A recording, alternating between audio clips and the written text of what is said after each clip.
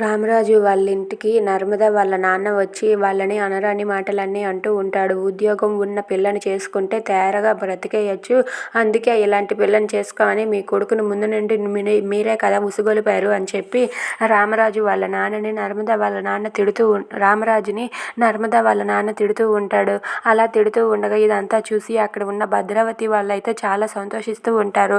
ఇక వాళ్ళ నాన్న ఇలా అంటూ ఉంటారు, అయినా మీలాంటి కుటుంబాన్ని ఏమనాలి, అసలు మీకు మర్యాద తక్కువ, అన్నీ తక్కువే, అలాంటి మీరు సిగ్గు లేకుండా నా కూతుర్ని పెళ్లి చేసుకున్నారు అని చెప్పి అంటూ ఉంటాడు. అది వినగానే అక్కడ ఉన్న రామరాజుకి చాలా కోపం వచ్చి మాటలు మర్యాదగా రానివ్వండి అని చెప్పి అతనికి వార్నింగ్ ఇస్తాడు. అది వినగానే అక్కడ ఉన్న సాగర్ అయితే ఇలా అంటూ ఉంటాడు, అంకుల్ ఎందుకు అంకుల్ ఇలా అంటారు, నన్ను దృష్టిలో పెట్టుకొని మా అమ్మ నాన్నని తిట్టడం కరెక్ట్ కాదు, దయచేసి మా నాన్నని ఏమీ అనద్దు అని చెప్పి సాగర్ అంటాడు. అది వినగానే అక్కడ ఉన్న నర్మద వాళ్ళ నాన్న అయితే ఏంట్రా నువ్వు మాట్లాడేది అని చెయ్యి ఎత్తుతాడు. చెయ్యి ఎత్తగానే నర్మద ముందుకు వెళ్ళి, నాన్న ఏం చేస్తున్నారు నాన్న మీరు, అసలు ఇది పద్ధతిగా ఉందా అని చెప్పి అంటూ ఉంటుంది. దాంతో నర్మద అయితే వాళ్ళ నాన్నని ఎదిరించి ఇది నా కుటుంబం అని అంటుంది. అది వినగానే రామరాజు వాళ్ళు షాక్ అవుతారు.